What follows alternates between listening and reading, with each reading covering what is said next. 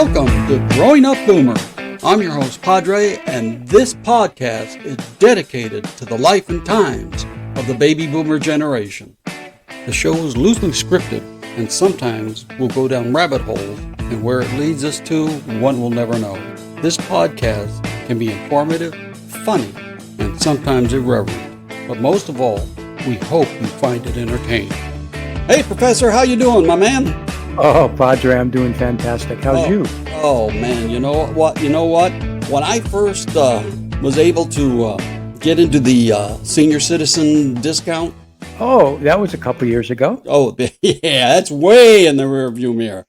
Oh, yeah, not as rear as me, but anyway. Yeah, I used to have guys tell me they wouldn't take it because they didn't want to admit they're a senior. And I said, heck with that. I've been getting the senior discount since I was 40 because I look so old. I'll tell you. Well, lucky you. The day I could get a discount, I said, bring it on. Yeah, you ain't kidding, man. Absolutely.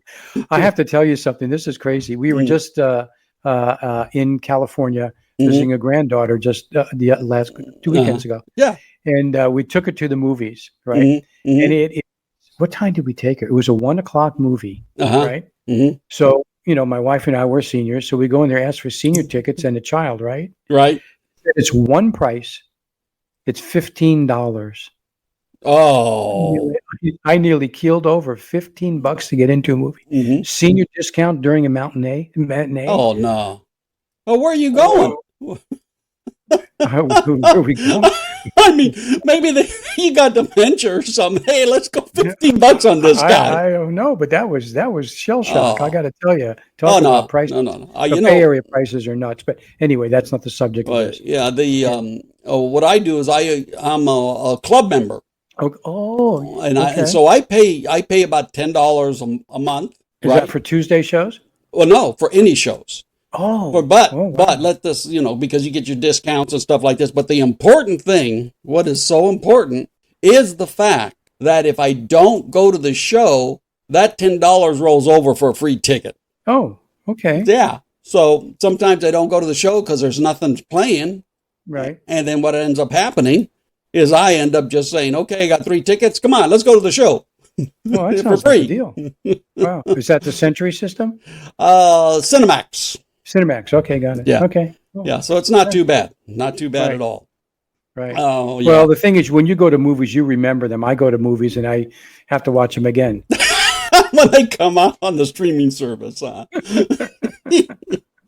Oh, by the way, I know we used to live close to each other here in Benicia.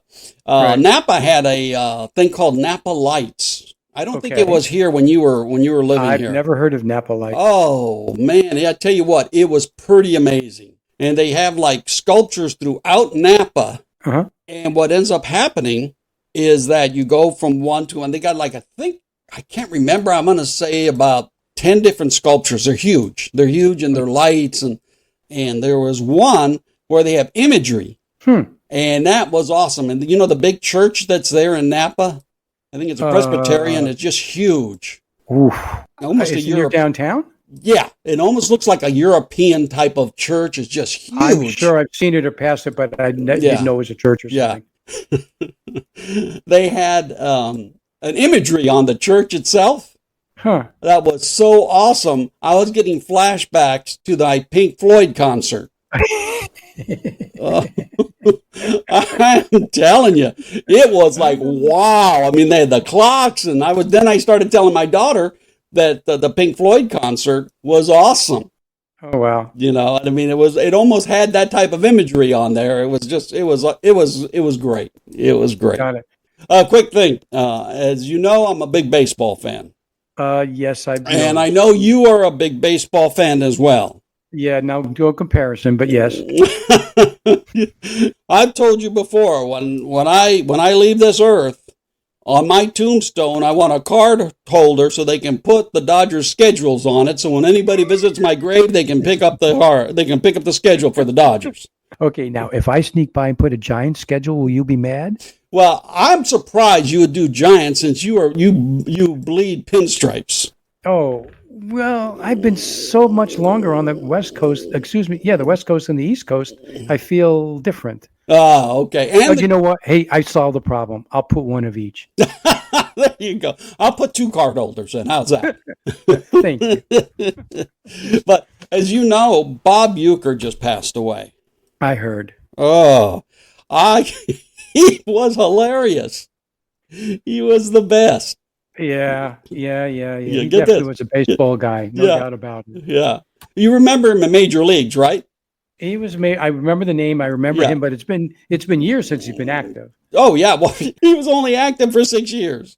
Yeah, so there you go. And it was a while ago. So I remember the name, and I probably would remember a few things about it, but tell me more. Did you remember the movie Major League? Who starred in that? Tom Berenger? Okay. No. Charlie Sheen? No. Wesley I told you I have to Snipes? go to movies at least a couple times. Wesley Snipes? Okay. I know who you're talking about, but I don't remember the movie. Oh, Willie Mays Hayes? Okay. Plays like Mays, runs like Hayes. I don't remember the movie because maybe I've seen it and it just went out the other end of my ear. Oh, man, no, that was a great movie. Well, he was the announcer in there, and he was hilarious. And he was an announcer I think he was an announcer for the Braves. Okay. And he just passed away last month, January 16th. I think he was about 90 years old. Oh, I was just going to ask about how Yeah, old he was. he was about 90 years old. He played 6 years, and his batting average was 200. Okay. All right. Well, better than mine would be. On base percentage was 293, and his slugging average was 287. Okay. Now, get this. Okay. A good batting average is 300. Yeah, exactly. On base percentage, a good one, is 370. This guy's at 293. And a slugging percentage, a good one, is 600. And he's at 287. Okay. You know? Well, he was 0. That's good. Oh, he had some of the greatest lines. Okay, but so maybe he wasn't the strongest baseball player. Oh, no. No. He made it in the sportscasting. Oh, God. He was hilarious. I would listen to him. I mean, I remember one time I was in an interview, and he was talking about his average, which was 200. Mm-hmm. His lifetime average is 200. He said at about the middle of the season, I'd get up to about 250, 260, and I'd say, whoa, hold it. I got to bring this down a little bit here. I'm getting too excited. Yeah, it's getting too high. Oh, there was another one. Another one that was hilarious. He says, you remember what he said? Oh, yeah. He says, I remember one time I was batting against the Dodgers in Milwaukee, which he played for the Braves, and he played for the Cardinals. Okay. They led 2-1. It's the bottom of the ninth, bases loaded, 2 out, and the pitcher has a full count on me. I look over to the Dodgers dugout, and they're in their street clothes.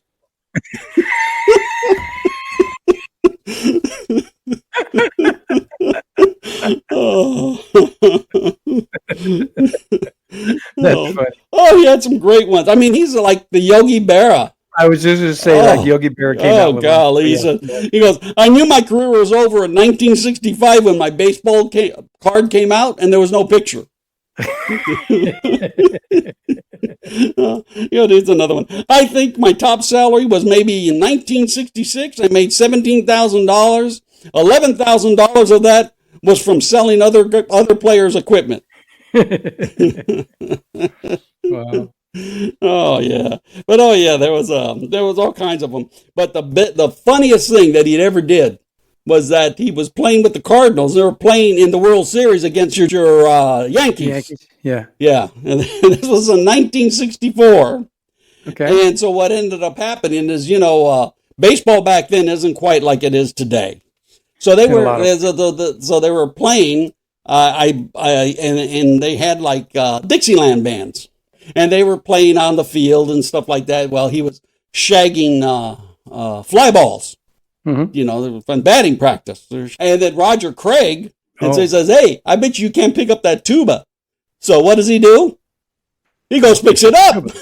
And then what does he do? He decides, I can shag some fly balls with this thing. I could just see him now running around. He ended up denting that thing. He said they ended up charging him $260 for the damage of the tuba. Oh boy! And he said, "You would think." I bet he loved paying that. He must have had a guess. Yeah, and he said, "You would think they'd pay it for me because you know what? I brought him to the World Series." Oh yeah. Oh, but he was something. He really was. He really was. Well, how about we get into the podcast? Remember last week we talked about James Dean. We did, and now we need to talk about the cursed car. Yeah, this is actually quite amazing. Yeah. I'm not sure how believable this stuff is, but it's documented. So it is documented, and I've seen it in a number of documentaries.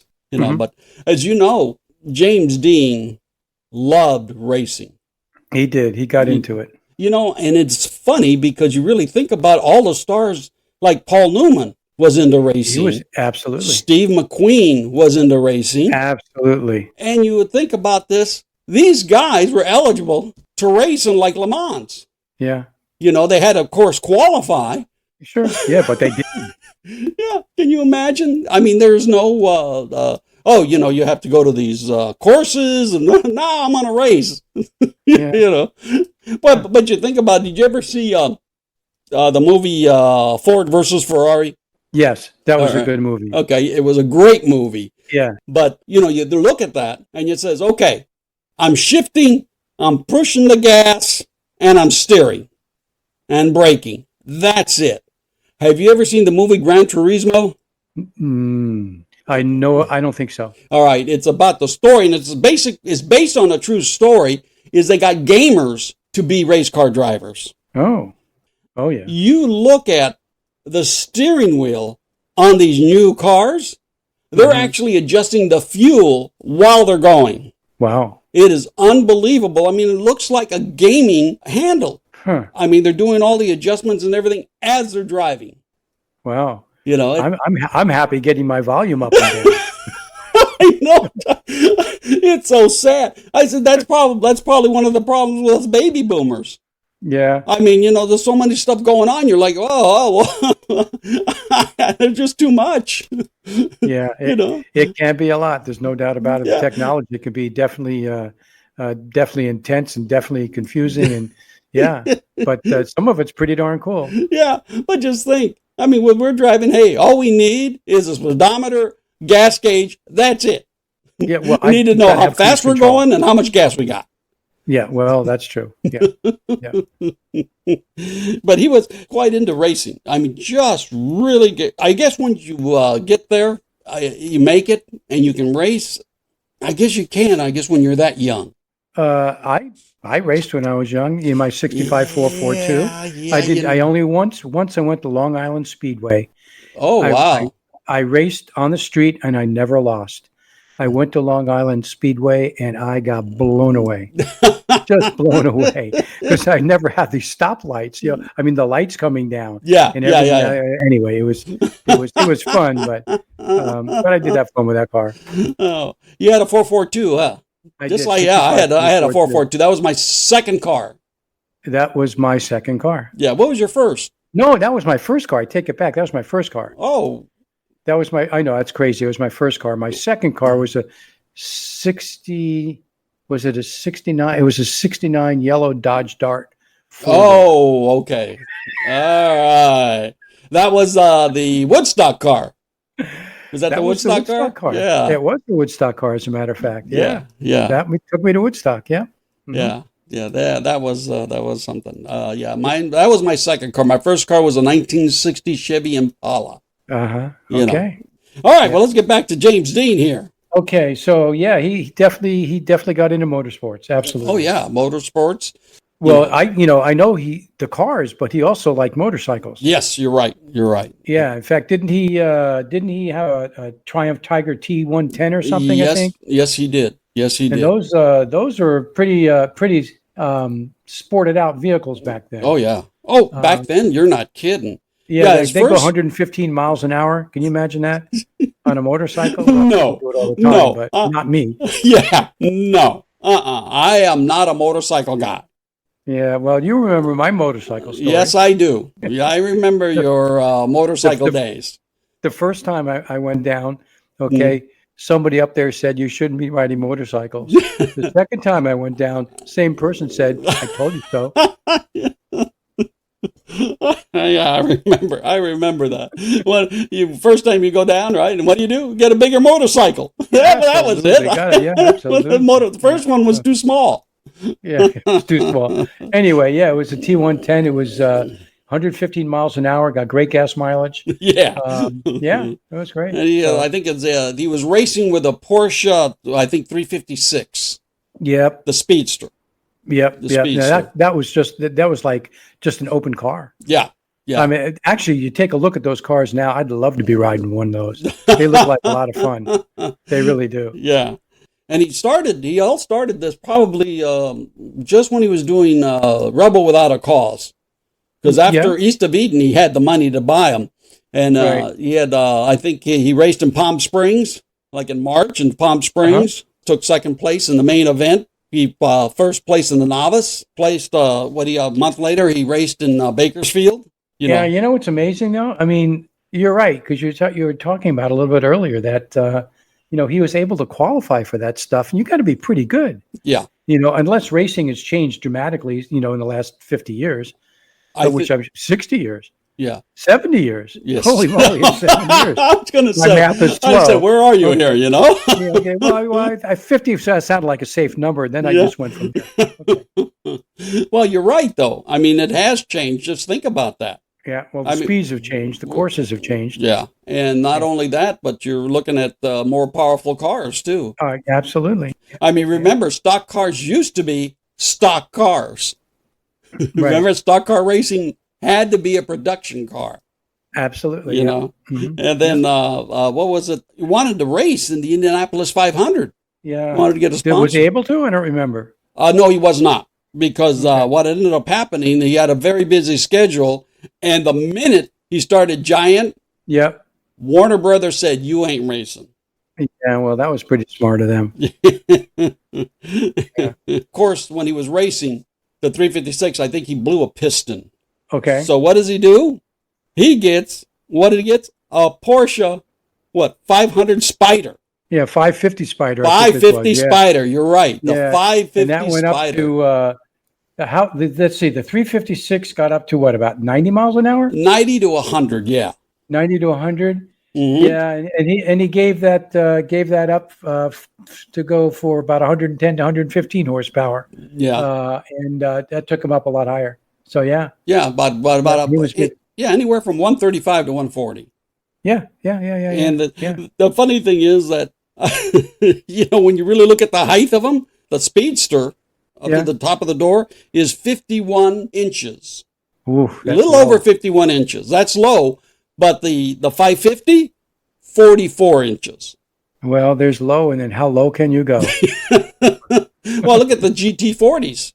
Yeah, 40 inches. Really, I mean, you almost have to be laying down in that car. Someone as tall as I am. Absolutely. I'd have to be in the back seat or something.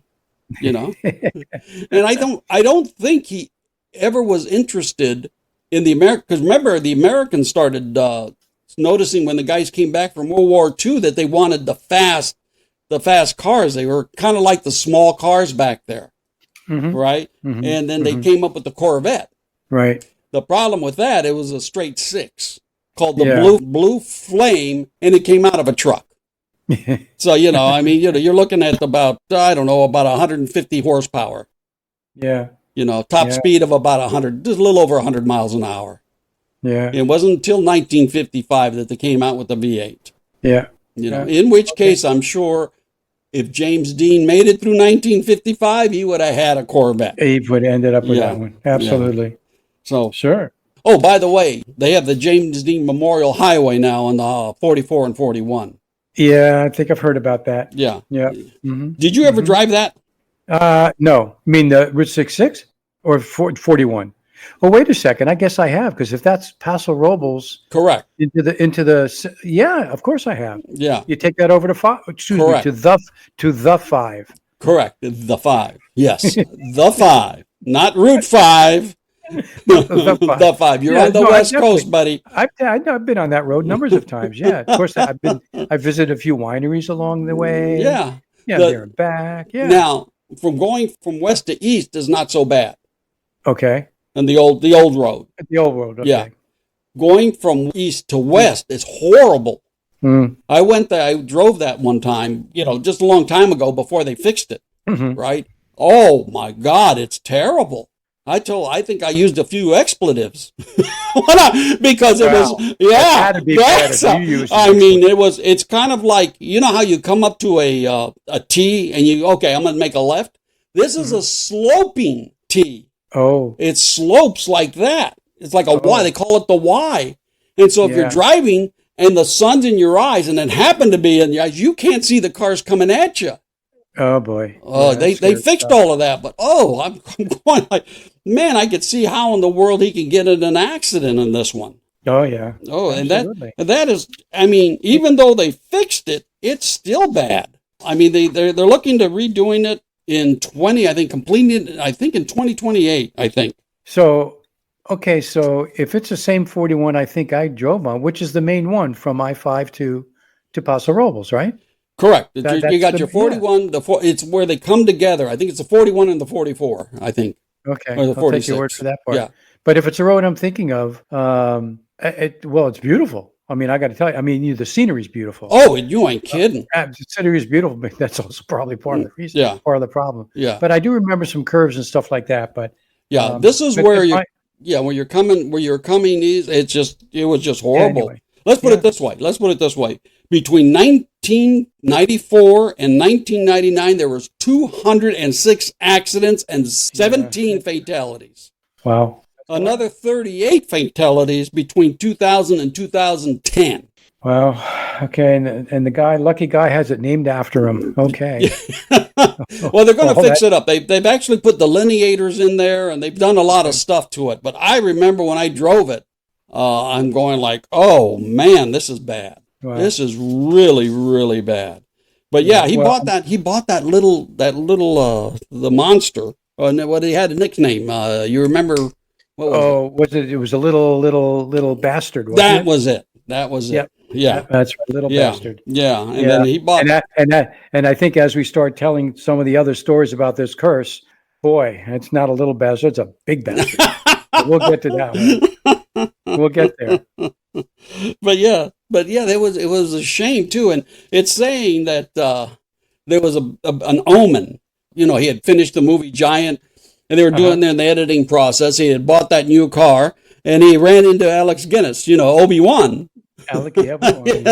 And then he was showing him the car because he was so just real proud about it. And it said that Alex Guinness says the sports car looks sinister to me. Okay. Yeah. And then he said, please never get in it. If you get in the car, you'll be found dead. Get in it by this time next week. And I bet Dean laughed. Yeah, exactly. I could see young. that. I'm young. I would laugh too. So get out of here. Absolutely. You're 25 crazy. years old. Yeah. Young. I'm young and I know everything. I am indestructible. I know you've been doing some research on it too. I'm trying to remember the car that hit him. You remember what it was? It was a Ford Tudor. Man, big like a tank then. Okay, yeah. Ford Tudor sedan. And here's the kicker. I got to tell you, and this kind of just plays into this whole thing. Because the guy who hit him, his name. Now this is his name. You get it? Ready for this? All right, I'm ready. Donald Turnip Speed. No. TURNUPSPEED. Turnip Speed. Whoa. No. I that's what I found. I'm doing some research. Okay. So it kind of, just that name kind of goes along, fits into the story. Turn up the speed. Okay. Turn up speed, turn up the speed, and what happens? Anyway. Those Tudors, they were a huge car. They were behemoths, yeah. Oh, absolutely. Man, they were. And the car that he was in was like what, 1,700, 1,800 pounds? Yeah, if that. Yeah, maybe. Yeah, if it was a light car. Yeah. So yeah. I mean, let's be honest. I mean, those things were just built for racing. That's it. That's it. There's no frills. There's no seat belts. There's nothing in it. Nope, there was absolutely nothing. As a matter of fact, I can't remember what the guy's name, but there was a passenger that was thrown from his car. Oh, okay. I don't think I saw that. Yeah, he had a passenger and he was thrown from the car. He lived. That's pretty amazing. Yeah. James Dean, on the other hand, was stuck in the car. They had to take a crowbar to get him out. Yeah. So, it's just awful. Wait, oh, yeah. So what happened though with the ambulance? Oh, I mean, they're taking him. They finally get him. He's tell that he's in a world of hurt, but at least he's still breathing. Right. He's unconscious, but he's still breathing. On the way to the hospital, the ambulance gets in an accident. Yep, with another vehicle. And since they didn't strap down his neck, that also added to his demise. Yeah. That might have finished him off. We did things differently back then. Okay, differently. So, but this is where the story gets even crazier. It does. Obviously, he gets hit, he crashes. The ambulance then goes and gets in an accident. Oh, yeah. And then what happened after that? Do you remember? Well, first of all, somebody buys a car. I believe his name is George Barris. Okay. Buys the car, purchases the car for like $2,500. Okay. Which is quite a bit of money back then because they weren't much. I think brand new. They were at the time were under $4,000. Yeah, that was a lot of money. Yeah. Yeah, back then that was a lot of money. So he buys the car. He's going to part it out. So, but first he's of course he's selling tickets. Okay. Right. But what ends up happening is when he starts selling tickets for people to see it, they're stealing pieces of the car. Well, wait a second. Okay, I think something happened before then because he was going to sell the tickets and do that, and then he was going to transport the car back to his shop. Yeah. And he put it on a trailer, and then it slipped off the trailer and broke the leg of the mechanic. Yes, it did. It did. Right. And it doesn't stop there. Yeah, no, it just starts. I mean, this is amazing. It just starts. It just starts. Next? I don't remember. What was next? Then what ends up happening, I think he sells the engine and the drivetrain to two individuals. Right. He sells it to them for used parts. They're using the parts for their own racing car. One of them loses control and slams into a tree. In the impact, he's killed. Okay, that's one guy. That's one guy. The other guy. The other guy then, also, he's driving. Suddenly, the car locks up for no apparent reason. The car goes into a roll. He is injured very, very seriously. Then he sells the tires out. Tires look pretty good. The car's not that old. Sells the tires to an individual. And what ends up happening? Both of them blow out simultaneously.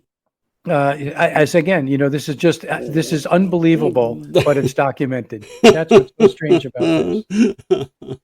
Okay. Yeah, it's unbelievable. But there's more. Oh, yeah. There was a little one with the, where he used the California Highway Patrol. Uh-huh. They wanted to use the car to show, hey, you don't drive drunk or whatever, this could happen to you type of thing. Sure. Right? And they take it to a high school, and what happens? It just doesn't seem to be wanting on stands. Falls off the stand and breaks the leg of a high schooler. Oh, yeah, but before that, it was in an exhibit, in a garage that housed the car. Yeah. Okay, that caught fire and burned to the ground. Okay, so it was in a garage and it burned to the ground. That is correct. And what happened to the car? Nothing. Almost nothing. Nothing. It's like, this cannot be happening. Okay. This has got to be made up, right? Okay. You think, but again, it's documented. It's crazy. Yeah. So after that, the guy, I guess, that got the car was hauling the wreckage of the Spider on a flatbed truck, and he was killed instantly when the Porsche fell on him after he was thrown from his truck in the accident. Okay. How was that? How did that happen? And actually, what the last part of this is, because you think that there's more and more, but the last one is there was mishaps after mishaps until 1960, and the twisted debris was on loan to a safety exhibit in Miami. Following the exhibit, the wreckage and the truck that was hauling it mysteriously vanished on the way back to Los Angeles, and nothing has been seen since. Exactly. I looked that up this morning to say, hey, have we ever found the little bastard? And no, it is still, but people can still buy parts for it, so it's somewhere around here. Yeah, apparently so, yeah. But you know what? Be careful with those parts. Yeah, that could be very valuable. You don't want to come close to that. But that is amazing about all of the mishaps that happened with that car. Right. There's a few of those cars around. There are not many of them, but they are literally hundreds of thousands of dollars. But you know what? Some people always want a little bit of nostalgia. You can keep that nostalgia. Well, that's expensive nostalgia. Well, no, I'm talking about bits and pieces of James Dean's car. Oh, yeah, I don't need that. I don't need those. Yeah, if I'm reading pages and pages of stuff that happened, you can keep the parts. You can keep that. There's no way I'm going to that. Yeah. But it really is quite a story. I mean, when you really think about it, that's weird. It amazed you when you start looking at that, doesn't it? Yeah. Just like, wow, what's going on here? Yeah. All right. Okay. Crazy stuff. Professor, we're running a little long. What do you say we bring this one to an end, buddy? Okay. All right, my man. Then. We've James Dean'd ourselves. And everybody can look that stuff up. Yeah, exactly. All right, my man, you have a great one, okay? You too. Talk next. Bye-bye. Talk later. Thanks. Bye. We'd like to thank you for listening and remind you if you happen to have any baby boomer topics you'd like us to cover, just email us at growingupboomer@gmail.com. And until next time, may God bless.